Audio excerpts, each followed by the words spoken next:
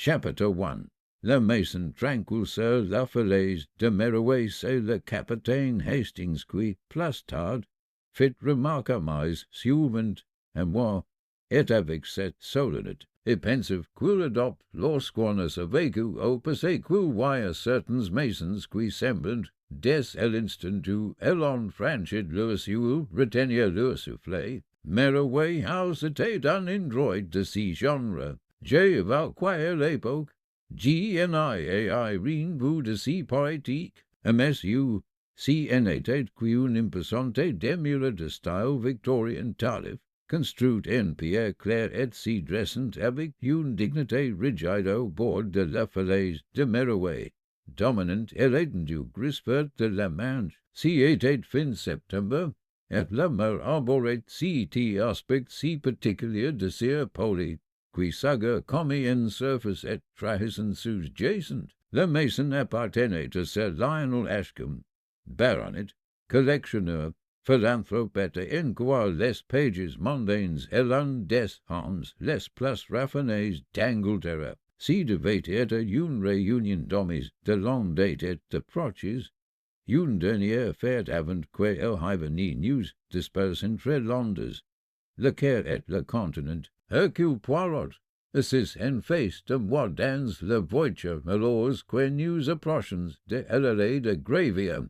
scrutait la scène avec son air habituel d'appréciation critique. Ah, mon ami, n'en-aurait-il en adjustant la hauteur de son moustache d'un léger effleurement du pouce et de l'index? Observez la symétrie, les fenêtres parfaitement équilibrées, les hairs taillées avec discipline.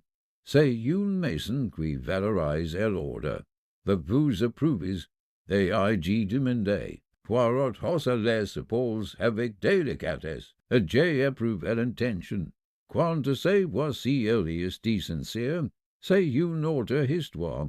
Et j'ai apprendrai plus tard que si en était pas une remarque anodine. Et l'invitation elle-même était une idée de Sir Lionel, un long week-end de Meroé House. En l'honneur de la présentation de sa plus récente acquisition, un ancien masque cérémoniel sculpté dans l'ivoire, censé provenir d'un royaume d'Afrique de l'Ouest aujourd'hui disparu. Le masque d'ivoire, comme la presse l'avait déjà baptisé, était réputé inestimable, non seulement d'un point de vue monétaire, mais aussi en tant qu'artefact historique exceptionnel. Sir Lionel avait écrit personnellement à Poirot, exprimant le souhait presque une supplique qu'il assiste à l'événement. Votre présence me serait d'un grand réconfort, compte tenu de l'importance de l'événement, et les tensions qui accompagnent parfois de tels rassemblements. Poirot, comme étauges, avait interprété ces lignes bien plus profondément que moi. Le personnel de mason nous reçut avec une réserve efficace. Mamie Holloway, la gouvernante, était une femme grande et sévère. Aux levers tauges pensées que si elle désapprouvait le monde en général et les visiteurs en particulier. Elle nous fit traverser le hall d'entrée au sol de marbre, passer devant un grand escalier et nous conduire au salon, où les autres invités étaient déjà réunis. Et l'atmosphère était polie, trop polie. Sir Lionel Ashcombe s'y leva aussitôt pour nous accueillir un homme d'une cinquantaine d'années, aux cheveux argentés et aux yeux agités, jamais vraiment fixés. Mon cher Poirot, et capitaine Hastings, c'est très gentil de vous d'intervenir. Poirot s'inclina avec une élégance tout continentale, et le plaisir est dit pour moi. Sir Lionel, on n'y refuse pas souvent une invitation, admire l'histoire, et le sourire de Sir Lionel est exquisé.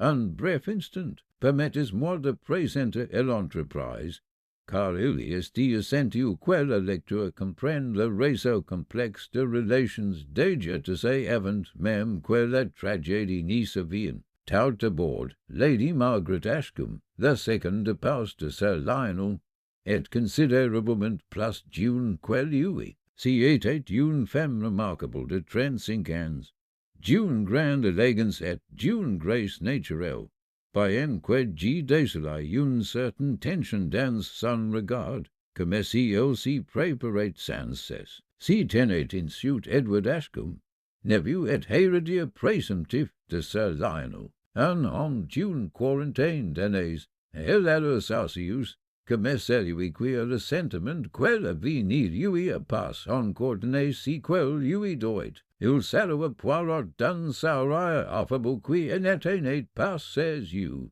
Le docteur Julien harcourt également présent en érudit. Mince et légèrement voté, dont l'expertise en antiquités africaines avait été déterminante pour l'authentification du masque d'ivoire. Il aurait prise de la caménée, serant un verre désireux comme une anchor, de l'autre côté de la pièce, prise des portes fenêtres. Si tenait sérieux Trent, le secrétaire particulier de Sir Lionel, commis et efficace.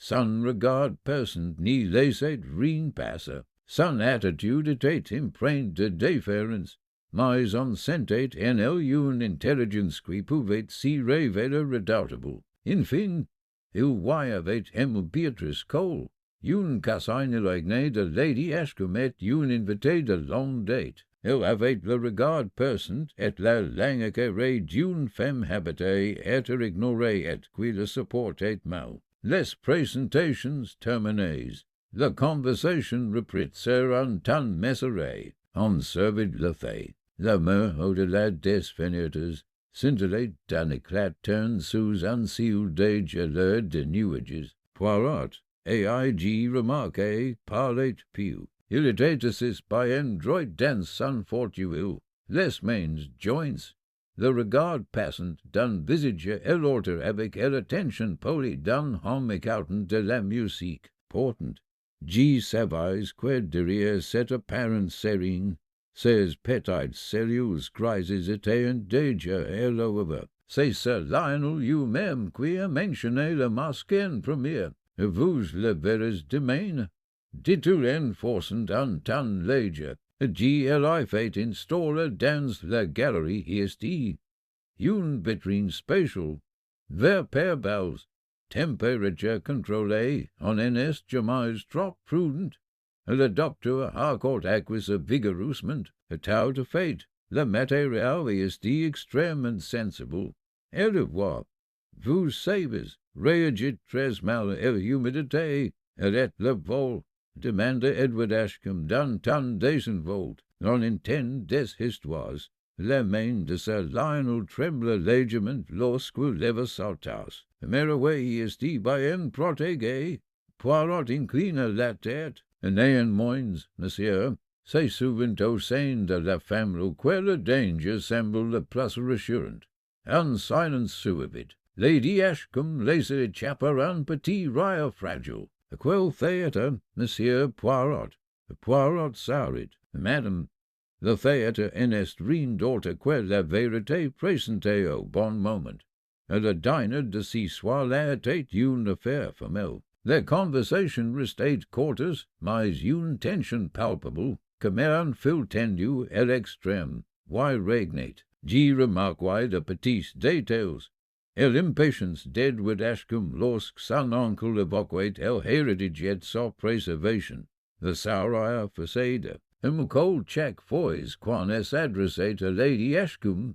La manie nerveuse du docteur harcourt adjusta ses lunettes dès que le masque était mentionné. Ensuite, on prit un café à la bibliothèque. C'est là que Sir Lionel fit son annonce. Demain soir, dit-il, débat devant la caménée. G vous dévoilera tous le masque d'ivoire en privé, avant l'exposition publique du mois prochain. Poirot croise brièvement mon regard. Il voyait une rue dans ses yeux de l'anticipation, peut-être, ou un certain malaise. Alors que les invités s'y dispersant pour la nuit, G me suis retrouvé à traîner prise d'une fenêtre, à contempler la mer obscure. Poirot et Mais rejoined. Cette maison, dit-il doucement, isti que me un sin event quella ride down ni si leave, who two pences quil vossi passa quelp chose, who aig demande, Poirot ni rapend it pass a mediatement, who'll see contented a redresser says manchettes avec unsoin mediculou, et mon ami, et titulin fin, a quelp chose ss deja produit, et à l'époque, j'ai avise pensé quil es adjusate simplement d'une de ces expressions énigmatiques. J'ai ignorais encore que Merowe House retenait effectivement sans souffler, attendant le moment où elle exhalérate la tragédie. Chapitre 2. Le crime le matin, à Merowe House arrive enveloppé de brume. La mer, au-delà des falaises, demeurait invisible. Sa présence humaine trahie par le soufflet lointain et rythmé des vagues contre la pierre de la fenêtre de ma chambre. J'y voyais les perrosses descendre en terraces soigneusement aménagées vers le bord de la falaise.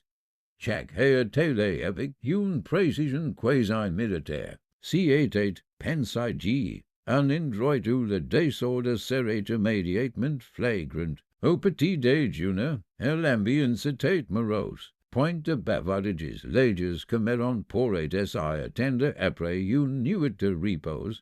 Les conversations si limitaient à des sujets sans risque. La météo, les projets de voyage, les mérites du thé et l'anglais. Sir Lionel, assis en bas de table, affichait une amabilité forcée, malgré ses usanes de fatigue. Poirot, tauges aussi impeccable, observait la scène avec une attention délicate. Il burait ses toasts d'un geste précis et sirotait son chocolat chaud, tout en restant attentif. Lady Ashcombe arriva en dernier. Elle présentait de brièves excuses, expliquant qu'elle avait souffert d'un mal de tête pendant la nuit. Edward Ashcombe manifestait une inquiétude exagérée. Emma Cole renifla légèrement. Le docteur Harcourt leva à peine les yeux de son assiette. Orchard Huey annonça Sir Lionel si serait une journée commune. J'espère que vous apprécierez le parc. Le docteur Harcourt et moi passerons un peu de temps dans la galerie ici après-midi, afin de nous assurer que tout est prêt pour ce soir. Le dévoilement did Edward d'un ton léger. Sir Lionel acquiesça. Were Hewitt Hewers précises, Poirot haussa les sourcils. La précision, monsieur, est une vertu. Sir Lionel esquissa un sourire. D'après mon expérience, c'est une nécessité. Après le petit déjeuner, la maisonnée s'y dispersa. J'ai rejoint Poirot pour une promenade le long du sentier côtier. Le gravier crescent sous nos pas. De vous remarques, Hastings, dit Poirot, que l'atmosphère de tension n'y est pas relâchée avec la lumière du jour. J'y ai remarqué, et j'y admis, mais c'est tout à fait normal, compte tenu de la valeur du masque. Poirot s'arrêta et s'y tourna vers moi. De la valeur, oui, mais pas seulement financière. Chacun de ces gens investit une part de lui-même dans cet objet, de la fierté, de l'ambition, de l'apport, et pour de quoi. Et Poirot esquissa un sourire. Ah, voilà la question. La journée est que le lendemain, le déjeuner fut pris à 3 heures.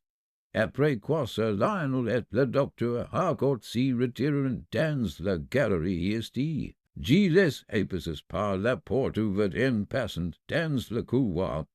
Sir Lionel gesticulant avec animation vers la vitrine, le docteur Harcourt hochant la tête, et l'air absorbé. La galerie ici était une pièce impressionnante, longue et étroite, dont les hautes fenêtres laissaient infiltrer une lumière pâle. En son centre s'y dressait la vitrine, solide, brillante, d'une sécurité incontestable. Et à l'intérieur, passé sur du verre sombre, reposait le masque d'ivoire. J'y n'y ai aperçu que brièvement, mais elle impressioni esti resté. Le sculpture était d'une finesse exquise. Elle voit patiner d'une daus taint crémus. Les traits étaient stylices mais expressives. Les yeux creusés dans des profondeurs obscures qui semblaient presque vivants. Si soit là, la femme est habile pour le dîner avec une certaine solennité. On sentait non exprimé mais partagé par tous que cette révélation marquait un aboutissement. Le dîner si déroula sans incident. Bien que j'ai remarqué que ce Lionel toucha à peine à son assiette. À Hewitt Hewers moins le court précises, il s'y leva, mes amis, dit-il, si vous voulez bien m'accompagner, nous l'avons suivi dans le couloir jusqu'à la galerie ici. La lumière était tamisée, une seule lampe éclairait la vitrine, et l'effet était théâtral, presque solennel. Sir Lionel marqua une pause, la main passée sur le petit panneau de commande et l'étain fixé au boîtier. Avant de poursuivre, dit-il, G. Tynes vous remercie à tous. Si t'y objet représente des années de travail, de négociation et de sacrifices, le partager avec vous, en qui j'ai confiance, est un privilège. Et un murmure d'approbation poli et s'éleva. Sir Lionel appuyait sur un bouton, dans un léger bourdonnement. Le vitesse s'y rétracta, et en un instant, personne n'y parla. Lady Ashcombe passa alors un cri perçant. La valise était vide. Là où le masque d'ivoire avait repassé quelques heures auparavant, il n'y restait place que du verre sombre et une légère empreinte. Sir Lionel le fixa, le visage décoloré. Non, murmura-t-il, non, c'est impossible. Et Edward s'avança. Que signifie ceci? Le docteur Harcourt le dépassa en le bousculant, scrutant la vitrine avec une intensité frénétique. There était la cité après-midi. Je vous jure, col si signe. Volez, sous notre nez. Poirot, G. et I remarqué, en avec passe balgué. Il s'y tenait légèrement à l'écart, la tête inclinée, les yeux fixés non pas sur la valise vide, mais sur Sir Lionel lui-même. Sir Lionel recula d'un pas en titubant et s'agrippant au bord d'une table voisin. Fermez à clé, murmura-t-il. Si était fermé à clé, sur moi, il en a pas terminé sa phrase. Ses yeux s'y sont révulsés et il s'est effondré lentement sur le sorcerer. Si fut un instant de chaos. Lady Ashcombe s'agenouilla la prise de son mari. Elle appelait par son nom. Edward cria aux secours. Mamie Holloway appara de la porte. Elle est alarmée, mais maître de lui. Poirot s'agenouilla rapidement et posa du doigt sur la nuque de Sir Lionel. Il leva les yeux vers moi. L'appelez le médecin, dit-il doucement. Immédiatement, le docteur Harcourt, pâle et tremblant, en eut pas besoin d'être incité. Il s'agenouilla, examina Sir Lionel de ses mains tremblantes, puis s'y releva lentement. J'ai bien pour, dit-il d'une voix à peine audible, que Sir Lionel soit mort. Un silence s'abattit sur la galerie, sûrement troublé par les sanglots de Lady Ashcombe. Comment? Demanda Edward. Il parlait encore, il voyait quelques instants. Le docteur Harcourt déglutit. Il semblait s'agir d'un arrêt cardiaque soudain. Le regard de Poirot s'aiguisa. Les apparences sont là, oui, mais les apparences, monsieur, n'y sont pas toujours la vérité. Lady Ashcombe leva les yeux, écarquillés de stupeur. Vous insinuez. Poirot s'y leva avec aisance. Madame, dit-il, je n'y sais rien, pas encore, mais je constate qu'en l'espace d'une minute, le mason Merriway a subit du crimes. Le vol du masque d'ivoire et la mort de son propriétaire. J'ai senti un frisson m'y parcourir et l'échine, et Mamie Holloway s'éclaircit la gorge. Et oi G appella la police, monsieur. Poirot inclina la tête. Oui, et assurez-vous que personne n'y quitte le maison. Edward est hérissé. C'est scandaleux. Poirot soutenait son regard calmement. C'est nécessaire. Les invités furent reconduits au salon. Le corps de Sir Lionel fut importé avec une solennité solennelle. La galerie fut fermée à clé et scellée. Plus tard dans la soirée, alors que Poirot et moyens à ses yeux, il parla doucement, et le timing, Hastings, le drame, la valise fit révéler au moment phrases où les émotions de Sir Lionel étaient à leur complet. Et vous pensez que son mort n'était pas naturel. Poirot joignit les doigues en point. J'y pense, mon ami, que quelqu'un a planifié cette soirée avec beaucoup de soin et d'ivores. Le bruit aurait passé, enveloppant merveilleux house de silence, et quelque part entre ces murs. Un muetrier attendait. Chapitre 3. Et l'arrivée de Hercule Poirot la police est arrivée peu après minuit. Leur voiture remonta elle allait de gravir avec une efficacité continue, en accord avec elle jura.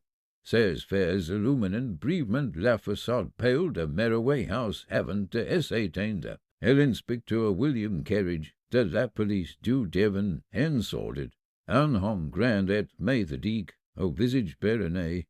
Il est de quelqu'un habité aux dures réalités du métier. Il était accompagné d'un jeune agent qui portait une mallette qui aurait semblé légèrement impressionné par les loups. Poirot les reçut la bibliothèque, où un feu avait été allumé pour lutter contre la fracture naissante. Le décès de Sir Lionel avait été officiellement déclaré et son dépôt reposait à l'étage sous surveillance. En attendant d'être rénové le lendemain matin, l'inspecteur Carriage écouta en silence Poirot relata les événements de la soirée. Lorsque Poirot eut terminé, Carriage hocha la tête une fois. C'est une affaire pénible. Et-il dit, mais le docteur Harcourt est un médecin qualifié. Est-il pense que la cause est cardiaque? Poirot leva doucement la main. L'inspecteur G n'y conteste pas les compétences du docteur G saga simplement que nous restons commentaires ouverts d'esprit. Le Carriage le regarda pensivement. J'ai entendu parler de vous, monsieur Poirot. Londres envoyé un message lorsque Sir Lionel a sollicité votre présence. J'y suppose que vous comptez vous impliquer. La moustache de Poirot tressaillit. J'y m'y rétro you've déjà impliqué. Les formalités accomplies, Carriage s'y mit à l'œuvre avec une méticulosité exemplaire. Le personnel de maison fut interrogé en premier, puis les invités. Un par un, chaque impression s'y déroulait dans le salon du matin, tandis que les hôtes attendaient sous un regard poli mais non moins inquiétant. Poirot observait à distance, faisant attempts hors des suggestions, tauges formulées sous forme de questions. Si en est toutefois que le lendemain matin que Poirot commença véritablement sa propre enquête, le bureau de Sir Lionel s'y trouvait à l'extrémité ouest de la maison. Donnant sur la main, c'y était une belle pièce, tapissée de bibliothèques et dominée par un grand bureau en acajou. Poirot resta quelques instants sur le seuil avant d'entrer, comme pour s'imprégner de l'atmosphère. Il remarqua, Hastings dit-il doucement, et l'ordre, chaque chose à sa place. Un homme qui valorise le contrôle. Le bureau n'y contenait que peu d'objets personnels. Un buvard, un porte-plume, plusieurs dossiers soigneusement empilés. Poirot les examina avec une attention méticuleuse. Dans un tiroir, il trouva de la correspondance relative au masque, des lettres de musées, de collectionneurs et de maisons de vente aux cincheurs. Il les lut lentement, puis les remit exactement comme il les avait trouvés. ni manco. Aig hasade, puteted, dit Poirot. Eu puteta que el absencies di plus subtile. Eu porta son attention sur la caminée. Les senders étaient Freud's. Poirot les remue délicatement avec un petit tisonnier. Un incendie s'est déclaré la nuit dernière. Murmura-t-il. Mais pourquoi brûle quoique si soit le soir même de l'inauguration? Il retire un petit fragment de papier carbonisé. Don't les boards attend oasis. Le tenant à la lumière. Il fronce les sourcils. Trop abîmé pour être lu. Aig dit. Passed out of fate. Poirot esquissa en s'arrête. Et on envoie ses pensées que c'est le fait partie d'un inter de lettres imprimées, et il est la soigneusement placé dans une enveloppe. Ensuite, nous avons visité la galerie est. Et l'inspecteur Carriage avait scellé la pièce. Mais à la demande de Poirot, il l'a brièvement ouverte. La vitrine était exactement comme G.M.N. souvenirs. Son panneau de verre reformé une fois de plus. Poirot examina le panneau de commande. Vérifié par un code. Dit Carriage. Sir Lionel le change et tous les mois. Sius, lui et Mamie Holloway étaient censés le connaître. Poirot acquisa. Important. Quelqu'un l'a ouvert sans force. And il est accroupit et examina le sol. Regardes. Hastings. Aucune marque. Aucun dégât. L'endement était respectueux. Il s'y redressa et jeta un coup d'eau vers les fenêtres. Dites-moi, inspecteur, les fenêtres étaient-elles verrouillées? Oui, et les alarmes n'y s'y sont pas déclenchées. Poirot s'arrête. Alors, le voleur était quelqu'un en qui le système avait confiance. Et nous sommes retournés au salon, où les invités étaient assis dans un silence pesant. Les yeux de Lady Ashcombe étaient rouges. Edward faisait les 100 pas.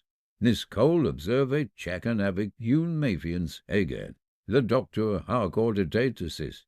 Le dos voté, les mains crispées. Poirot était d'abord adressé à Lady Ashcombe. Madame, dit-il doucement, puis-je vous poser quelques questions? Et elle hocha la tête en silence. Vous avez eu mal à la tête hier soir, oui. Et vous avez pris votre retraite anticipée. Après le dîner, j'y suis allé dans marche. J'y me suis allongé pendant une demi-heure environ, puis j'y me suis habillé pour la présentation. Vous étiez sûr, oui. Poirot inclina la tête. Merci. Il s'y tourna vers Edward Ashcombe. Monsieur, vous étiez présent dans la maison tard de l'après-midi. Bien sûr. Vous n'êtes pas entré dans la galerie dit Edward hésita. Passe après le déjeuner. Le regard de Poirot s'aiguisa. Avant le déjeuner, Edward haussa les épaules. Il s'y put que j'y sois simplement passé. Poirot le remarqua en silence. Mademoiselle Cole était la suivante. Vous avez déjà été notre invité, mademoiselle, pendant des années. Vous connaissez bien la maison, mais que la plupart est le masque. Elle pince les lèvres d'un objet d'obsession. Si vous voulez mon avis, le docteur Harcourt est agité à l'approche de Poirot. Vous avez examiné le masque hier après-midi, oui. Vous étiez sûr avec Sir Lionel, pendant un certain temps. Poirot s'y pencha en avant. Docteur, lorsque vous avez constaté le décès de Sir Lionel, avez-vous procédé à un examen complet? Le docteur Harcourt rougit. Il n'y avait pas de temps. Son pulse était absent, ses pupilles étaient fixes. Poirot acquiesça. Néanmoins, j'y demanderai une autre say. Le visage du docteur Harcourt devint extrêmement pâle. À midi, la tension dans la maison était devenue presque insoutenable. Les policiers, si déplacé silence usement dans les couloirs, des chachotments les surveillant. Poirot et moi nous sommes retirés à la bibliothèque, et vous pensez que la mort est le bol somptueuse. Et dit, Poirot joignit les mains. Mon ami, si sont-you acteurs d'une même pièce, mais qui? Poirot leva endoigt, et patience, nous devons d'abord répondre à une question plus simple. Il leva les yeux vers le plafond, où s'y trouvait la chambre de Sir Lionel. Sir Lionel Ashcombe est-il mort pour dans de scène prémédité, dit hors, le brume s'y dissipa légèrement, d'évident, et nouveau la merriments, indifférente et observatrice. Chapitre 4. Les questions commençant le lendemain de la mort de Sir Lionel.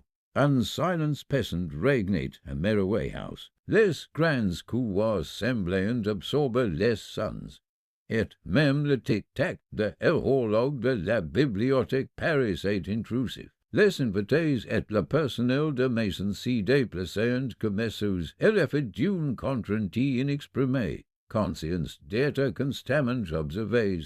Que si soit par la justice ou par Poirot. Hastings et moi avons rejoint Poirot au salon juste après le petit déjeuner. Et l'inspecteur était parti consulter le magistrat local, laissant ainsi Poirot libre de commencer ses propres investigations. Mon ami, dit Poirot en ce instant, dans son fortuel avec sa précision habituelle, voyez-vous, le premier regret pour comprendre le comportement humaniste que tous les hommes et les femmes maintenant, certains consomment, d'autres inconsomment, mais personne n'y parle sans révéler un peu de vérité au milieu des mensonges, et même Lady Ashcombe, et dit demandé. Certes, Lady Ashcombe, répondit-il en plissant les yeux, la peur, le chagrin, et l'orgueil voilà d'excellence compagnons pour la vérité. Poirot s'avança avec une grâce délibérée vers la première personne interroguée. Lady Ashcombe en personne. Elle était assise sur un canapé prise de la fenêtre, les mains serrées sur ses genoux, ses yeux gonflés de larmes, s'y portant nerveusement vers la porte de la bibliothèque. Madame, commença Poirot, j'y crois comprendre que vous étiez dans votre chambre hier soir. Oui, murmura-t-il. J'avais mal à la tête et j'y me suis allongé. J'y pensais me reposer jusqu'au dîner. C'était après le dîner. Elle hésita. J'y suis retourné préparer le dévoilement. J'y voulais que tout soit parfait. Poirot elle observa attentivement, remarquant les légères marques sur ses poignets, là où elle avait agrippé le tissu de sa robe. Vous étiez sûr? Demanda-t-il. Oui, j'y sa voix est brisée. J'y en vous personne. Poirot inclina la tête. Merci, madame, votre coopération est appréciée.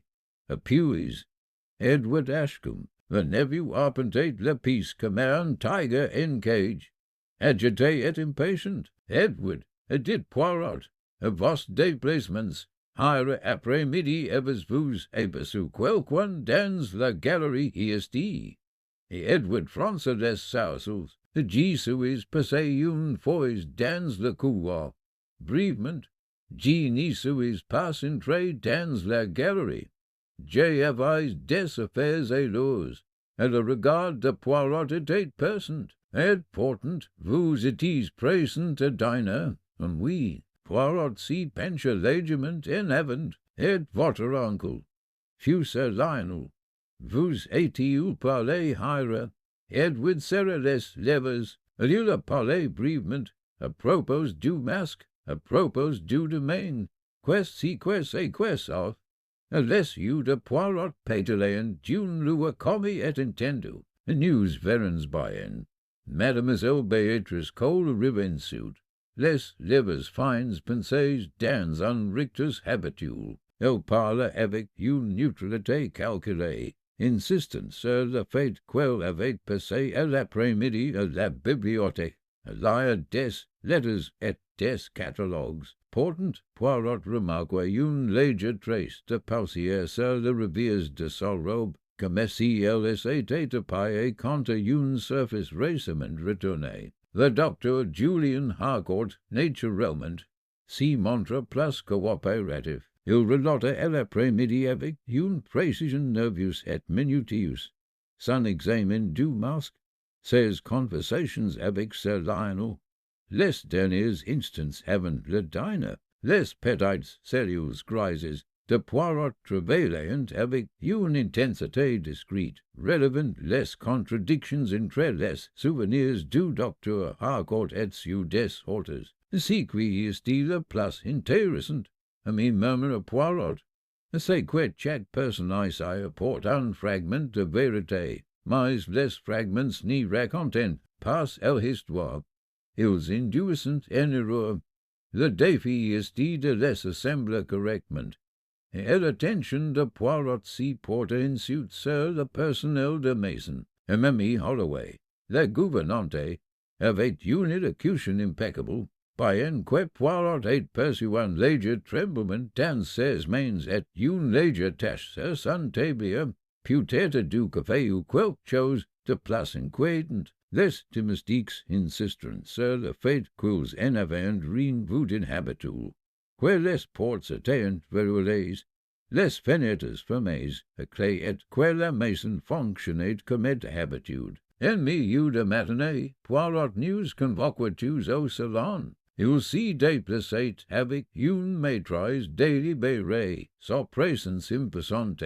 Mes amis, commença-t-il, nous avons déjà constaté que deux événements graves s'y sont produits la nuit dernière, la mort de Sir Lionel Ashcombe et la disparition du masque d'ivoire.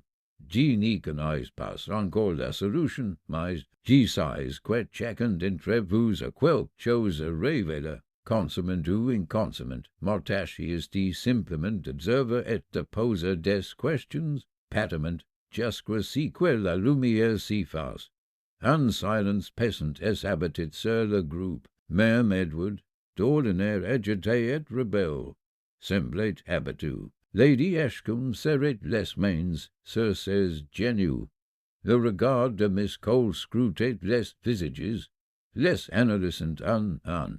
Les lèvres du docteur Harcourt étaient pincées. Poirot poursuivait d'une voix douce mais insistante. À demain, nous visiterons chaque piece de la maison, chaque couloir, chaque placard, chaque tiroir, tout peut parler et l'observateur, rien n'est trop insignifiant. Le coupable est intelligent, mais l'intelligence laisse des traces.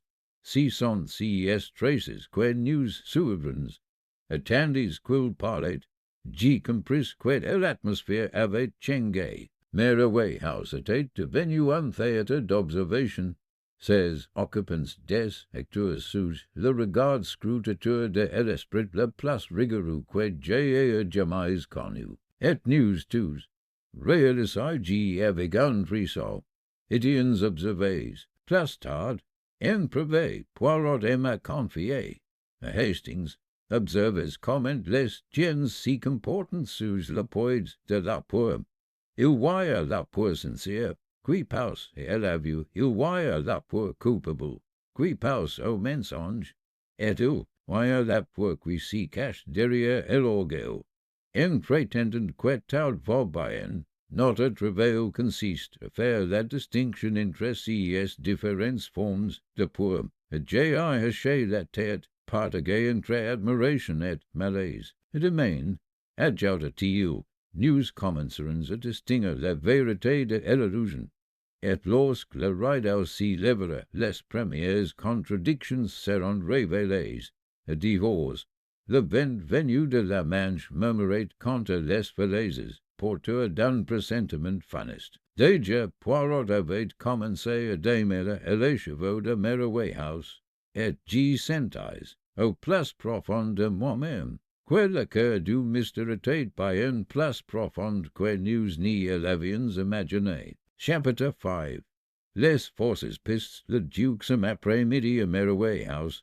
La tension était devenue presque palpable. le mason elle-même semblait si reply à sœur elle-même, que mère elle écoute, chaque pas resonnait, chaque murmure portait place loin quand ni elle aurait voulu. L'inspecteur et ses hommes avaient intimé une foule méthodique, par un que Poirot et clairement fait comprendre que le reproche était maladroit comparé à la précision qu'il employerait. C'est durant si commis précaire qu'un suspect si dessina non pas grâce aux déductions de Poirot, mais grâce à l'esprit nerveux des membres de la famille. Edward Ashcombe, agité et impatient, fait la première éveiller les soupçons. On elle avait vu reprise de la galerie ISD, levé au soir, just avant le dîner. Les mains effleurant la surface polie de la vitrine. Pour un observateur non averti, cela semblait une occasion de commettre un délit. Son attitude, troublée et sur les défensives lors de l'interrogatoire du matin, n'y fit que confirmer cette impression. L'inspecteur carriage son ISD immédiatement imparé. Monsieur Ashcombe commença-t-il débat dans le salon, incarnait à la main, and use avons des raisons de vous interroger sur vos déplacements pris de la galerie ISD hier soir, et le visage d'Edward de vindicalet. J vous elle déjà dit, J ni faisais que passer, J ni suis pas entré, J en I rien à voir avec le masque, ni avec la morte. Mon oncle, et Poirot elle observait en haussant légèrement les sourcils, remarquant chaque tressaillement des lèvres, chaque hésitation dans sa voix. Oh, mais oui, mon ami dit-il doucement, observe la tempête avant que la vérité en apparaisse.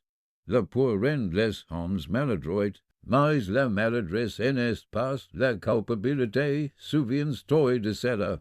Et malgré la prudence de Poirot, l'inspecteur insiste auprès d'Edward. Il lui demande les heures exactes de son passage dans chaque pièce de la maison, le détail de chaque déplacement et les personnes avec lesquelles il avait parlé. Les réponses d'Edward étaient évasives et contradictoires, non pas malice, mais sous l'effet de la confusion propre à un homme soupçonné. En milieu de matinée, une duxime suspecte fit son apparition, Mademoiselle Beatrice Cole, qui essayait de montrer un habituellement attentive aux mouvements des hôtes, fut découverte prise de la galerie ISD, le manche de sa robe légèrement poussiéreuse. Elle prétendait être allée chercher un livre dans les rayons de la bibliothèque, mais la légère trace de saleté sur son poignet laissait penser le contraire. Ah, murmura Poirot à voix basse, remarques comme la culpabilité et la curiosité si ressemblent souvent. Et l'inspecteur commença à dresser une liste. Edward Ashcombe, Beatrice Cole, et même la gouvernante, Mamie Holloway, dont l'efficacité rigide ni elle avait pas empêché de s'y trouver prise de la galerie ISD durant l'après-midi. Chacun tour à tour semblait présenter un mobile, une occasion ou un comportement suspect. Mon Dieu, dit Poirot en entraînant et l'écart. C'est presque trop parfait, Hastings, tout le monde semble coupable, et pourtant personne n'y reste vraiment le coupable si direct du chaos, tandis que l'innocent porte le poids des soupçons infondés. Et au fil de la journée, Poirot mine des impressions privées, la détresse de Lady Ashcombe demeurait authentique. By en que ses regards furtifs fais Edward laissant deviner une inquiétude non pas tant pour son défunt mari, mais pour si qu'Edward pourrait faire ou savoir. Le docteur Harcourt, malgré son commis imperturbable, laissait transparaître de l'anxiété chaque fois que le masque était mentionné, et j'y remarquai le léger crispement de son maquille. Poirot, avec son inimitable talent, laissa prospérer si esforces pistes. Il possède des questions suggestives. facet emerger des declarations contradictoires et encourageat subtime le soupçon. Portant, pour unknowil avertis unknowil, ces incohérences révélant une histoire plus complexe. Si était en fin d'après-midi lorsque Poirot convoqua tout la maisonnée au salon, et l'atmosphère était chargée de tension. Chacun sachant qu'il avait quelque chose à révéler. Mes amis, commença-t-il, il est remarquable comme les apparences sont trompeuses. Si matin, nous avons découvert plusieurs indices petits, subtils, presque invisibles. Ils pointent dans une direction, mais si en espace, de la vérité et l'esprit du criminel. Aussi rusé soit-il, cherche à tromper même l'observateur le plus attentif. Et nous voilà pris au piège d'un tissu de faux soupçons. Et il marque une pause, laissant ses paroles faire leur chemin. Edward Ashcombe est dit agité. Oui, Hercule semble impliqué. Oui, Ami Holloway s'y trouve peut-être prise de la galerie est dit des jurors suspects. Mais tous ces signes, ces forces pistes, n'y servent qu'à détourner l'attention. Ils n'y constituent pas le crime lui-même. Et des murmures parcoururent la piste. Le visage d'Edward est impropre. Les lèvres de Hercule s'y crispèrent. Les mains de Ami Holloway s'agrippèrent au was de sa chaise. Poirot s'y tourna vers moi. Et l'expression commis presque par involonté. Hastings, voyez-vous, le coupable si délicat du chaos engendré par ces forces pistes. Observez attentivement, tandis que l'inspecteur s'attarde sur l'évidence, j'y regarde ce qui est portant sous nos yeux, et il poursuivit, et s'adressant une nouvelle fois à l'Assemblée, jusqu'à présent, vous avez tous été observés, interrogés et mesurés. Demain, nous examinerons à nouveau la galerie et le bureau de Sir Lionel, chaque marque, chaque trace, chaque petit détail. Alors, et lorsque la vérité sera révélée, elle sera simple et portante, personne n'y l'aura deviné. Alors que les invités s'y dispersèrent pour la soirée, j'y sentis la tension monter. Les forces pistes avaient fonctionné. La peur et la suspicion imprégnant désormais chaque couloir, chaque regard échangé entre les convives. Poirot, cependant, restait imperturbable. Et Patience, Hastings, et dit-il doucement en ajustant ses manchettes. Les forces pistes sont la musique.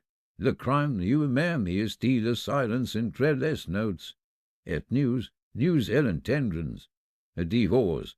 Le vent soufflé de la Manche, faisant trembler les vitres et portant un froid presque prémonitoire. Le dégât était planté, et les acteurs avaient été dupés exactement comme le meurtrier l'avait prévu. Si vous le saviez, j'y pu continuer avec chapitre 6. Un indice détaillé c'est si moment que Poirot commence à remarquer de petites incohérences précises qui laissent entrevoir le véritable coupable, intensifiant ainsi la tension psychologique. Voulez-vous que j'y poursuive avec ce chapitre? Chapitre 6. Un indice détaillé le matin à Merroway House était pale et froid, vêtu d'un gris uniforme, qui semblait presser les fenêtres comme pour replier la maison sur elle-même. L'incident au secret. Après le petit déjeuner, j'ai suivi Poirot dans les couloirs, mais sans énerver, attentifs à la vigilance caractéristique du détective. T'observes, Hastings, dit Poirot d'une voix douce, comment une maison parle sur qui s'aventicata. Chaque objet, chaque geste, chaque petite imperfection put révéler l'âme humaine, et dans cette maison, de nombreux esprits sont énervés, et portant tous dissimulant quelque chose, et nous avons commencé notre journée dans le bureau de Sir Lionel, où Poirot examinait méticuleusement le bureau, le sous-main et les dossiers. si sont les petits détails presque imperceptibles, qui elle absorbent, une plume légèrement de travers, la fable empreinte d'une bague sur le sous-main en cure, la pausière soulevée sur le coin d'une étagère. Pour moi, si était un des Brutus, pour Poirot, si était primordial. Remarques, I say, murmura-t-il en ramassant un minuscule fragment de papier sur le tapis. Elle ascended d'une cigarette, une marque chair, française, passe anglaise. Portant person dans la maisonnée fume si genre de tabac. Jimmy suis penché place prise. En effet, le sender était délicat, de couleur claire, avec une légère trace d'un arôme particulier. Cela pourrait-il appartenir à l'un des invités? Les I.G. demandé. Poirot esquisse l'un sauraille. Alors, mon ami, voilà la question. Mes remarques. Il n'y s'agit pas d'une simple présence, il s'agit d'un placement. Il a été dépassé délibéré, and au bord du boulevard, unseen, certes, mais unseen trompeur, destiné à induire en erreur, news sons insultes dirigés vers la galerie ici. Poirot est agenouillé devant la vitrine vide, effleurant le sol du bas des doigues. Il a soulevé un minuscule fil coincé dans un coin de la doublerine veilleuse. Remarques, s'essaya. Dit-il, un fragment de soie, une soie qui n'y correspond à aucune des tenues des convives, trop fine pour une servante, trop délicate pour la plupart des femmes présentes. Et pourtant, elle a été trouvée presque par hasard, comme si le voleur avait agi avec négligence dans sa hâte, ou avec confiance en sa dissimulation. Poirot s'y redressa et examina le mécanisme de verrouillage. Il appuyait un doigt sur le panneau de code et murmura doucement. Il déverrouillait sans force, mais avec précision. Quelqu'un qui connaissait bien la maison et les habitudes de son maître. Le moment était parfait, et l'attention de Sir Lionel était heureuse. L'ami inquiéterait la masque connaissait le déroulement des événements dans les moindres détails, et nous avons retracé les parcours de chaque invité la veille. En notant qui était tout et à quelle heure, et l'esprit de Poirot, tel un instrument délicat, a analysé la chronologie. En passant les moindres incohérences, remarques, I say, dit-il en désignant le coin de la galerie, la pausière sur le rebord de la fenêtre, une empreinte de pas ou peut-être une marque, un talon à peine visible, trop petit pour Edward, trop anguleux pour la gouvernante, Mademoiselle Cole. J'ai jeté un regard surpris à Poirot, et vous insinuez qu'elle a fait. Il fit un geste de la main, comme pour balayer la question d'un revers de main. Non, Hastings, une simple observation. Il y est dit trop simpliste de tirer des conclusions hâtives. Il faut toujours examiner le geste, et non seulement l'empreinte. Une empreinte révèle si que les pieds ont fait. Un geste révèle l'intention de l'esprit. Il s'y tourne brusquement vers le coin où le masque avait été exposé. Et c'est ça, dit-il en plissant les yeux. Il est dit le détail le plus curieux de tous, et il désignait une légère empreinte sur la veilleuse, là où le masque avait reposé. À première vue, elle paraissait anodine, simplement la forme de l'objet. Poirot, cependant, s'accroupit et elle examina minutieusement, et l'empreinte, murmura-t-il, il est dit légèrement décentré, trop précise pour être accidentel. Et voies, I say, remarques la légère tache sur le jowl droit. Si en est ni la saleté, ni de la pausière. Quelque chose frotté, transféré d'une main délibérée, soigné, et portant inévitablement révélateur. Jimmy suis penché place prise, et vous voulez dire des empreintes digitales. Poirot c'est quoi la tête? The past imprints digitales, mon ami, untransferred the pression.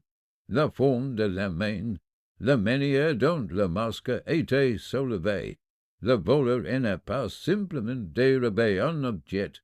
Il l'a manipulé d'une façon particulière, en connaissance de sa valeur et de sa fragilité. Si elle n'est pas un vol motivé par le profit, c'est un vol intentional, et cette intention c'est le rester déterminé. Et nous avons examiné à nouveau le panneau de commande. Poirot voyait que les légions s'en auraient, écartant le faible bedonnement de ces mécanismes. Et regardez, Hastings, dit-il, le mécanisme lui-même était légèrement modifié, presque imperceptiblement. Le panneau semble normal pour un observateur non averti, mais l'élément est imparfait. C'est quelqu'un qui essaie connaître Henry qui a observé le système de prise qui a affecté cette modification, si était subtil. Phrases est conçu pour passer inaperçu. Et j'ai alors compris que le crime était bien plus sophistiqué que je n'y l'avais imaginé. Pas un voleur paniqué, pas un tueur impulsif, si était quelqu'un qui avait planifié chaque instant, étudié chaque personne et exploité la nature humaine elle-même. Poirot s'y leva en essai par certaines les means, et les plus petits détails révélant souvent les plus grandes vérités. Hastings, un fil, une tâche, une empreinte de pas, un geste chacun est un mot dans la langue, et tout crime est interprété correctement. El histoire si dévoile dans son intégrité, il les arrêta, fixant la boîte vide comme s'il les agissait d'un être vivant. Et le problème, mon ami, c'est que el histoire est incomplete. Il voyait trop de fausses notes, des fausses pistes dérivées rarement semées, destinées à détourner l'attention, not attachées, vesties de les démêler, d'écarter le silence derrière la musique et de déceler l'esprit qui a créé cette structure. Et nous quittâmes la galerie en silence, et l'atmosphère chargée de préhension. J'y savais, en suivant Poirot dans le couloir, que les petits détails qu'il avait observés, des détails qui aimeraient totalement échappé traçant déjà le chemin vers la vérité. La maison elle-même, j'y le compris, recélait des secrets qu'il n'y demandait qu'à révéler. Et mes petites cellules grises atteignent l'écart de chacun d'eux. Dehors, le vent s'y levait des falaises et une mouette poussait un cri strident, comme pour nous avertir que la partie n'y faisait que commencer. Chapitre 7. D'autres mensonges font surface le lendemain matin de nos observations attentives dans la galerie IST. Une tension presque palpable était installée. Et l'atmosphère à Merroway House avait basculé d'une appréhension polie à une hostilité latent. Les regards fired avec suspicion. Des chuchotements accompagnaient chaque mouvement, et chacun semblait conscient, au moins inconsciemment, que ces secrets n'y pouvaient plus rester infouis. Poirot, comme son habitude, était serene. Il s'y déplaçait dans les pieces avec la précision d'un métronome, observant les gestes et les expressions avec une attention implacable. Observe, Hastings, et dit-il doucement, tandis que nous passions devant l'escalier, comment les gens surveillant non seulement leurs paroles, mais aussi leurs mains, leur posture, leur présence même. Insonge est rarement préféré au vêtement. Il s'y dissimule dans l'hésitation, la tension, dans un regard qui cherche et s'échappe, et notre première impression de la journée faite avec Lady Ashcombe. Elle nous ressortit, Poirot et moi, dans le salon. Son commis était légèrement plus assuré que la veille, bien que ses mains tremblaient lorsqu'elle les joignait. Madame, commença Poirot, je saurais vous parler franchement. Ira, vous avez décrit vos déplacements avant le dévoilement. mais G relève de petites incohérences dans les récits des auteurs, les yeux de Lady Ashcombe s'égarent des divergences, que voulez-vous dire? Edward aimait vous avoir vu dans le couloir prise de la galerie, ici juste avant le dîner, dit Poirot. Il pense que vous étiez seul. Vous dites le contraire. Qui a raison? Les lèvres de Lady Ashcombe s'entr'ouvrirent, mais aucun mot n'y sortit d'aussitôt. Le regard de Poirot était du mais insistant. J'ai peut-être cressé Edward dans le couloir. Admit-elle enfin. G n'avait pas l'intention de tromper, mais peut-être j'ai pas dit toute la vérité. Merci, madame, dit Poirot. La vérité même partielle. À tauges de la valeur, Poirot reporta ensuite son attention sur Edward Ashcombe. Si dernier arpentait la bibliothèque avec agitation, les mains dans les poches, la maquille serrée. Monsieur, dit Poirot d'une voix douce, vous avez été évasif quant à vos déplacements de cet après-midi. G dois insiste pour avoir des éclaircissements. Et Edward fronça les sourcils. De G vous ai tout dit. J'ai traversé le couloir. G n'y suis pas entré dans la galerie. G n'y sais rien du masque. Poirot inclina la tête. L'important, Edward, vous avez des intérêts financiers dans la succession de votre oncle. Si ces intérêts pourraient-ils avoir influencé vos émotions hier soir? À la main d'Edward C. Crispusser et la gardoire de son fortuit. Vous insinuez G en insinue rien, dit Poirot. J'ai observé. Et l'observation révèle souvent si que les mots tentent de dissimuler. Poirot demanda alors à parler Emile Beatrice Cole. Celle-ci était réfugiée dans un coin du salon.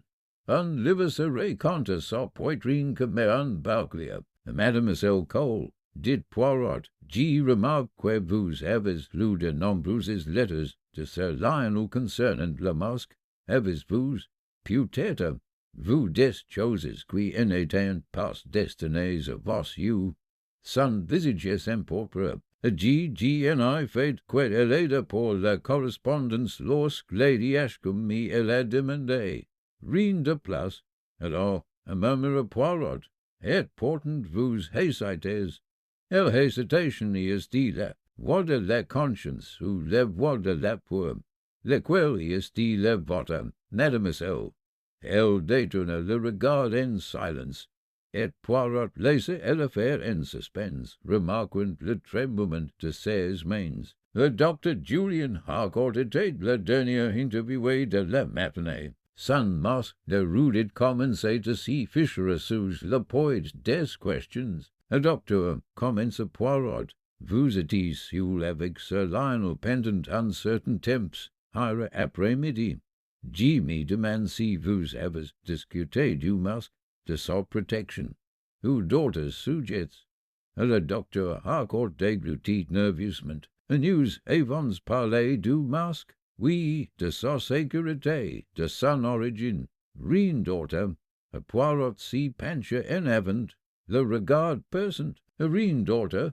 Vous avez observé le masque avec attention. Avez-vous remarqué quelque chose d'inhabituel quant à son emplacement ou à la manière dont vous le manipulez? Le docteur Harcourt hésita, puis secoua la tête. Non, tout semblait normal. G n'y put pas expliquer alors, et interrompit doucement Poirot. Mais peut-être ça hâtez-vous expliquer, et vous n'y le pouvez pas, très bien. Nous verrons.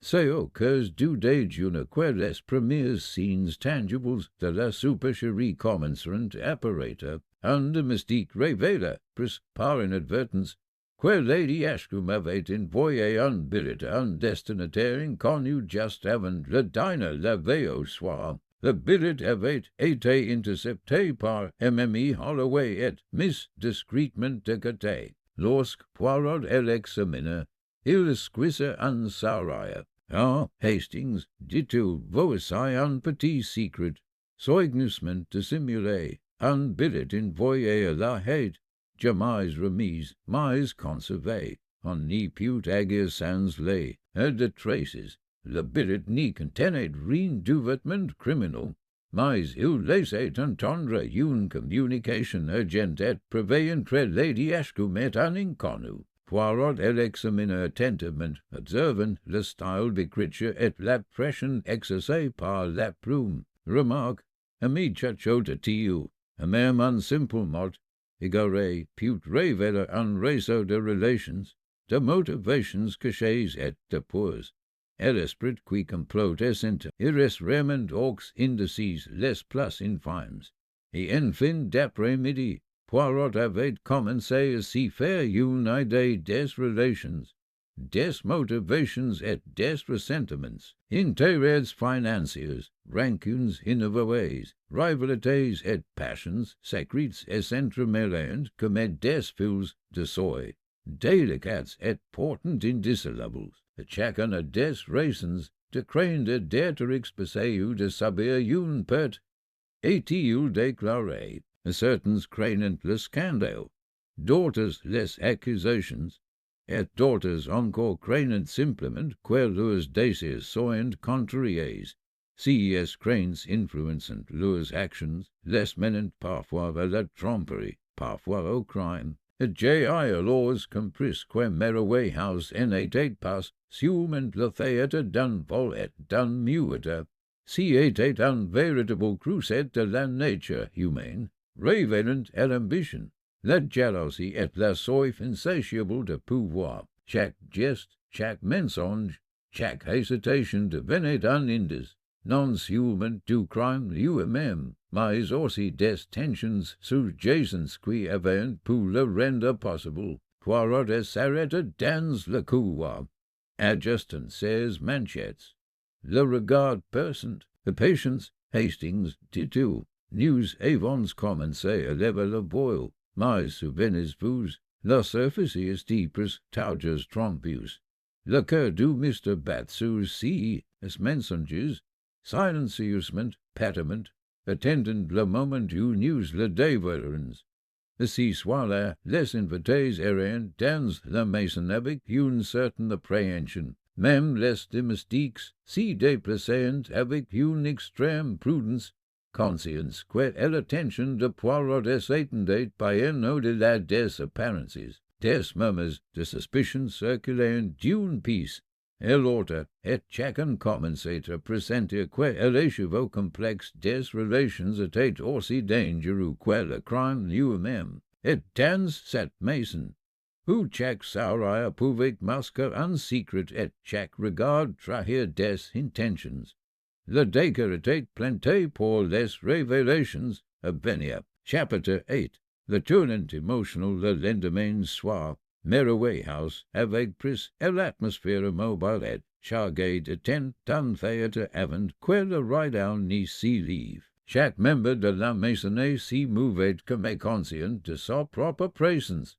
Pas hésitants, regards baissés, chatotements étouffés. Même le vent des falaises semblait retenir son souffle. Poirot avait demandé toute la maisonnée de s'y rassembler au salon. Où a few doux, projetés des ombres qui dansaient sur les murs comme des spectateurs silencieux. Et l'inspecteur était revenu du tribunal, et la présence policière ajoutait désormais une tension palpable à l'atmosphère. Poirot s'y tenait prise de la cheminée, les mains jointes derrière le dos, observant l'assemblée avec son commis habituel. Mes amis, commença-t-il, nous avons beaucoup observé, nous avons vu des mouvements, des gestes, des hesitations, des contradictions, et maintenant, j'y crois que l'un d'entre vous n'y put plus contenir le poids de si où elle sait, et le silence régnait dans la pièce. Lady Ashcombe serrait ses mains sur ses genoux. Edward Ashcombe fixait le tapis. Le Maguire crispé. Miss Cole pinçait les levers fines. Le docteur Harcourt joint nerveusement avec le poignet de son manche, et a Mamie Holloway si tenait prise de la porte le dos raide. Le regard de Poirot si possesseur Edward Ashcombe, et monsieur, dit-il doucement, vous êtes un homme ambitieux, impatient, et attaché à votre héritage portant. Hier soir, votre comportement était inhabituel. On vous avoue prise de la galerie ici, mais passe à l'intérieur. Vous étiez à la fois pressé et réservé. Pouvez-vous nous expliquer? Edward parut. Il ouvrit la bouche, puis la referma. Le regard de Poirot n'y faiblit pas. Edward insista-t-il. Vous en avez pas besoin de mentir. La mort de votre oncle, la disparition du masque, vous craignez peut-être d'être impliqué, mais il hésitation n'est pas une preuve de culpabilité. Oh, la vérité, une fois révélée, est libératrice. Un frisson parcourt Edward, ses mains si crispant le long de son corps, et finalement, dans une inspiration brusque, il parla. G me suis approché de la galerie. Est-il admis? G voulait voir le masque avant le dévoilement. J étais curieux. C'est tout. G n'y allait pas toucher. G n'y suis pas entré. Et Poirot inclina légèrement la tête. Ah, la curiosité est humaine, mais il voit à place. Et s'y passe. Et le regard d'Edward s'y porte sur son mire. G savait que mon oncle est inquiété pour le masque. Il avait parlé de menaces de correctionneurs. G craignait qu'il lui arrive quelque chose. Au masque, J.I. essayait de le retrouver après le dîner, avant le dévoilement. G et I suis pas parvenus. G n'y allait pas volé. G le Dieu. Et Poirot et l'observa en silence. Merci, Edward, vous avez dit la vérité, et c'est précieux, mais réfléchissez, vos craintes, par un quelque sectes, ont été manipulées par quelqu'un d'autre, quelqu'un qui connaissait vos tendances, votre caractère qui pouvait prédire vos mouvements et, par conséquent, dissimuler les signes. La tension était palpable. Edward et sa face dans un fortuit, et puis c'est mais soulagé par ses aveux. Il en avait rien révélé de criminel. Et pourtant, cette libération émotionnelle avait transformé l'atmosphère. Poirot porta son attention sur Lady Ashcombe. Et êtes-vous, madame, dit-il doucement, vous avez écrit un mort hier soir, et ainsi passe. Un destinataire inconnu. Ses mains tremblaient tandis qu'elle laisserait une contre l'autre. Oui, j'avais pour murmura-t-il. G n'y faisait confiance à personne qui portait le masque. G voulait sûrement prévenir quelqu'un qui, G le croyait, pouvait aimer de. G n'y savait pas si qui allait s'y passer. Poirot acquiesça. Ah, la pour Hastings, là pour put inspire la tromperie, même lorsque le cœur est innocent. Et pourtant, là pour révéler aussi le caractère. C'est alors que le docteur Harcourt, qui était resté silent jusque-là, s'y remua nerveusement sur sa chaise. Son regard, d'ordinaire si maîtrisé, era dans la pièce, cherchant une issue où un endroit s'y cachait. Poirot, dit-il enfin d'une voix tremblante, G dois vous avouer quelque chose, J.I. omis de vous révéler quelque chose, J.I. examiné l'homme. Est-ce qu'hier après-midi, J.I. remarqué un petit défaut dans la boîtière, un mécanisme qui pouvait être manipulé. Les yeux de Poirot s'illuminèrent. Ah! Êtes-vous en avez rien fait en connaissance de cause? Non. Exclama le docteur Harcourt. J'ai été hésitant. G n'y voulait pas s'alarmer, Sir Lionel. G n'ai pas touché au masque. G me suis contenté d'observer. Poirot s'y tourna vers moi. un leger sarar aux levers. Ah, Hastings, remarques comme elle poids des secrets commence à creuser la conscience. Et l'observation révèle les fails cachés du caractère, et sous la pression, même la façade la plus soignée si fichée, chacune de ces confessions, aussi insignifiant quel puisse paraître, nous rapproche de la compréhension de l'esprit du criminel, et le visage de Hercule. Vif et alerte, n'y laissez transparaître aucune émotion, mais j'y remarquai son clignement rapide des yeux et la légère tension dans ses épaules. Le regard de Poirot s'attarda sur elle plus longtemps que d'habitude. Béatrice, dit-il, vous êtes resté silencieuse, vous avez observé, vous avez jugé. Et pourtant, the silence put aussi être une forme d'action. It's news. Avez-vous remarqué quoi si soit absolument rien qui ait été dissimulé? Pendant un long moment, Hercule resta silencieuse, puis, presque imperceptiblement, elle hocha la tête. Oui, murmura-t-il, j'ai vu quelqu'un dans la galerie après le dîner. J'y pas prêté attention. J'avais peu de parler. Les yeux de Poirot s'illuminèrent. Oh, voilà, le premier fil de la vérité révélé par la conscience. La pression de l'observation, de l'examen minutieux et du poids moral impose a révélation. Et à partir de ces fils, nous démêlerons la tapisserie du mensonge.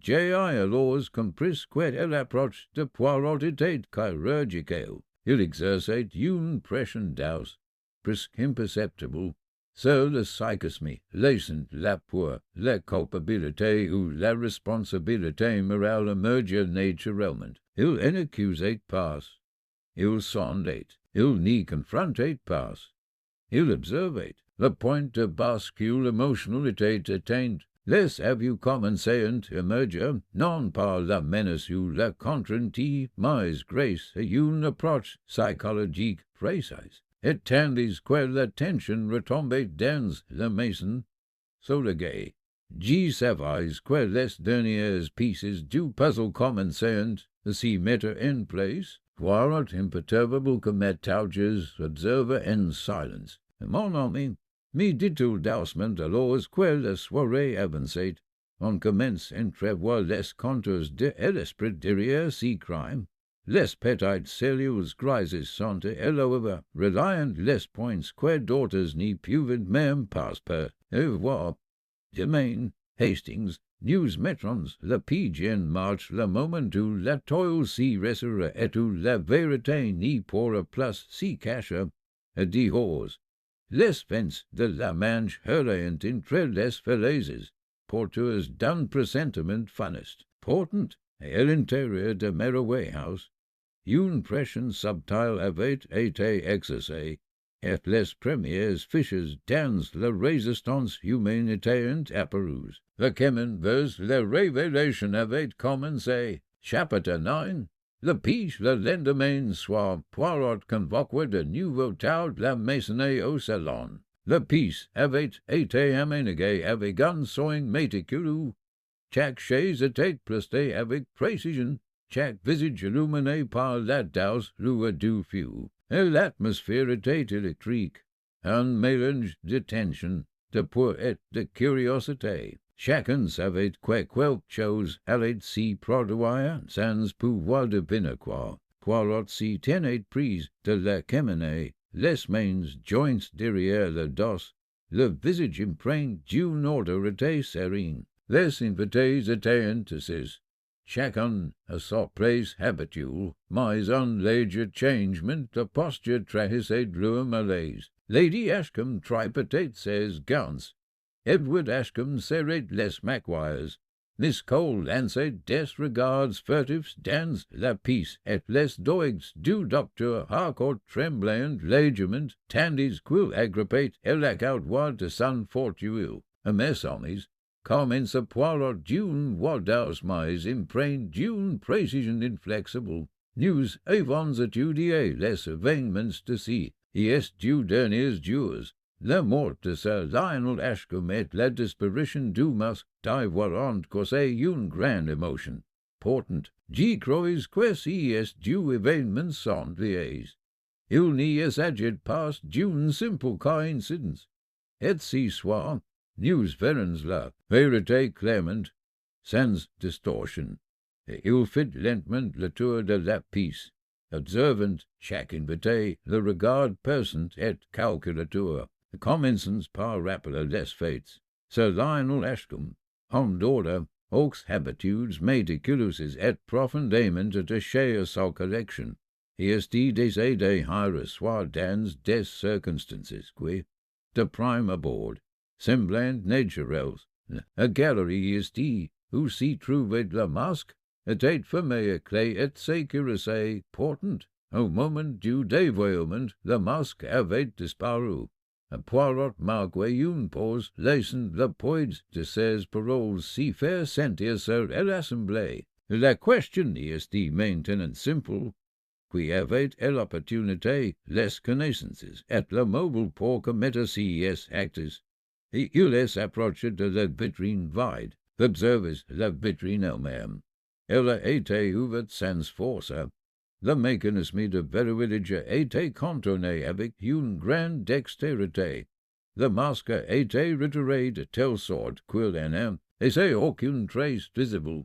De toute évidence, le responsable connaissait parfaitement la maison et les habitudes de son propriétaire. Poirot s'y tourna brusquement vers le docteur Harcourt. Le docteur, vous avez bien repéré le défaut du mécanisme. Ernest s'y passe. Le docteur Harcourt hocha nerveusement la tête. Oui, mais I passe de chez. Exact. Dit Poirot, et portant. Quelqu'un d'autre exploitait cette faille. Quelqu'un qui observait, qui attendait le bon moment et qui savait exactement quand l'attention de Sir Lionel serait heureuse. Le regard de Poirot parcourait la pièce, considérait les réactions, les incohérences, les moindres indices, le fil de soie dans la galerie, la tache sur le bellows, le cendre sur le bureau, chacun de ces détails. En apparence insignifiant, révèle la méthode et la psychologie du criminel. Et il marquait une pause et s'y tourna vers Cole. Béatrice, vous étiez observatrice hier soir. Vous avez-vous quelqu'un entre dans la galerie après le dîner, et portant, vous avez hésité à parler. Pourquoi?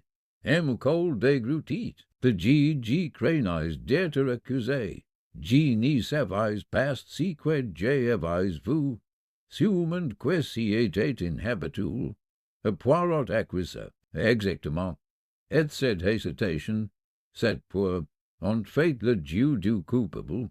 Si dernier a profité de la prudence naturelle de l'innocent pour dissimuler ses propres agissements. Le regard de Poirot s'y posa ensuite sur Edward Ashcombe. Et vous, Edward, vous êtes approché de la galerie, poussé par la curiosité et la peur du masque, mais vous n'y arrivez pas touché, vous avez été manipulé intentionnellement ou non, pour parer de suspect pendant que le véritable criminel agissait.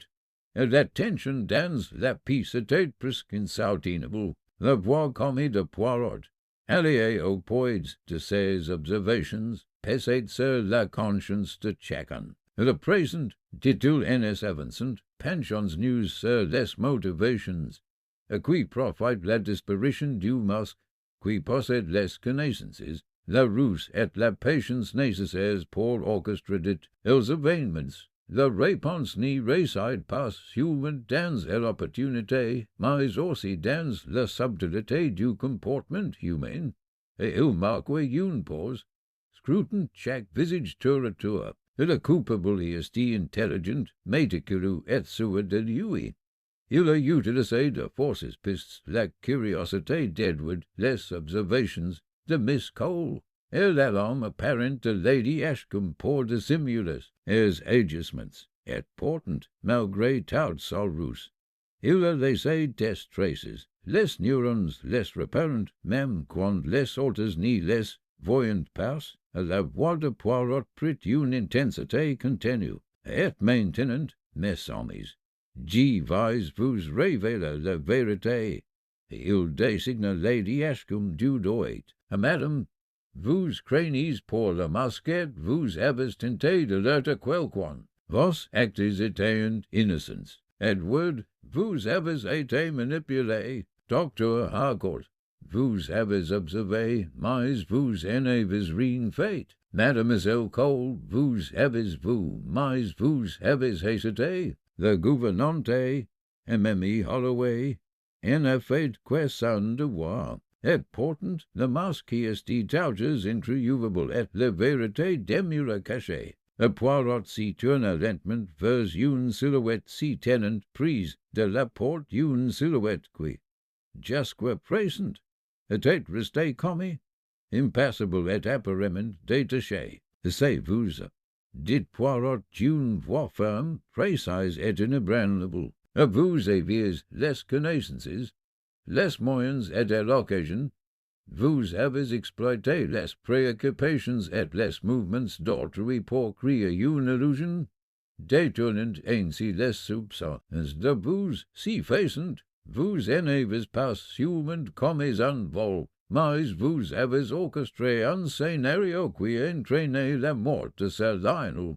La silhouette si raidit, les yeux s'écarquillèrent. Un léger tremblement parcourut la main qui tenait un petit objet, discret un fragment du veilleuse d'exposition du masque, pris par inadvertance dans les vêtements. Le regard de Poirot s'adoucit de peine. Et vous avez sous-estimé le pouvoir de l'observation, la patience de l'esprit et la discipline des petites cellules grises. Chaque geste, chaque hésitation, chaque but idée était, la maison elle-même, Hastings, conspire à révéler la vérité, et si soit, elle y est parvenue, un silence pesant s'installa. La peace semble retenir son souffle. Poirot attended, serene et inflexible, tandis que le poids de ses déductions pesait sur le coupable. Finalement, les yeux commenceront à poindre de bord hésitants,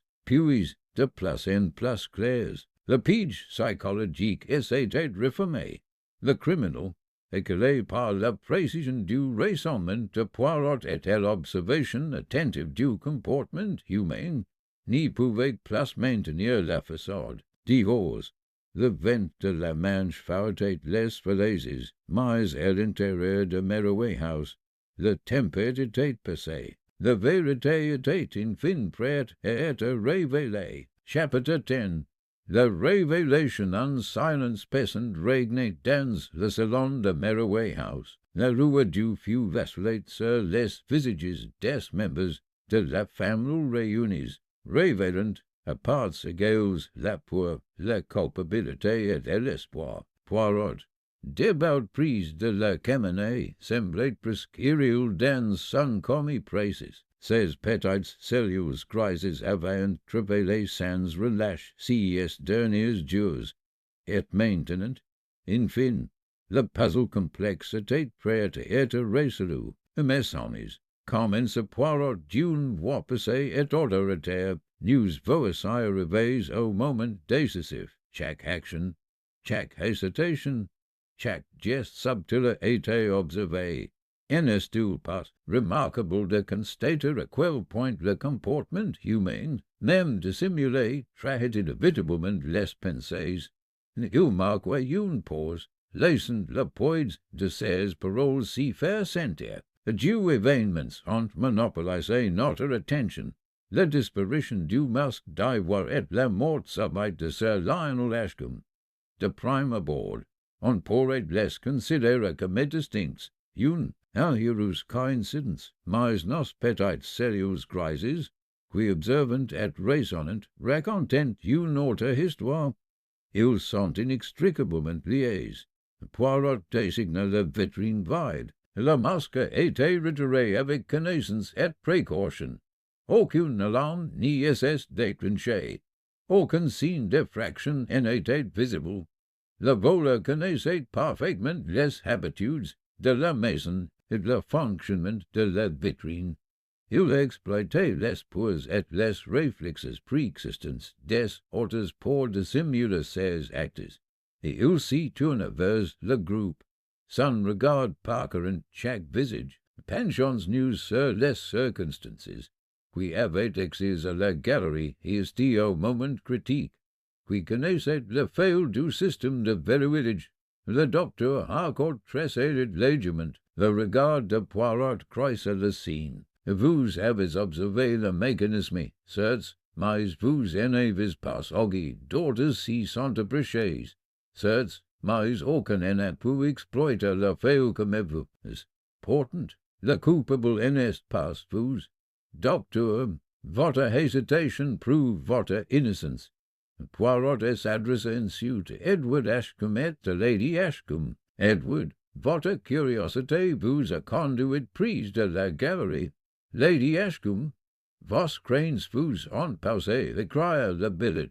Vous avez tous dû été observés, tous dû induits en erreur, mais aucun vous en eu la ruse nécessaire pour retirer le masque ou manipuler les événements qui ont suivi. Et tous les regards s'y tournèrent alors vers Beatrice Cole, à ses raids, le visage pâle mais impassible, et l'expression de Poirot s'adoucit. Païen que son regard restait perçant. Béatrice, dis-tu, vous avez aperçu quelqu'un dans la galerie après le dîner? Vous avez hésité à parler, craignant d'être accusé. Cette hésitation a été exploitée, mais encore une fois, parce vous. Votre rôle était purement d'observatrice.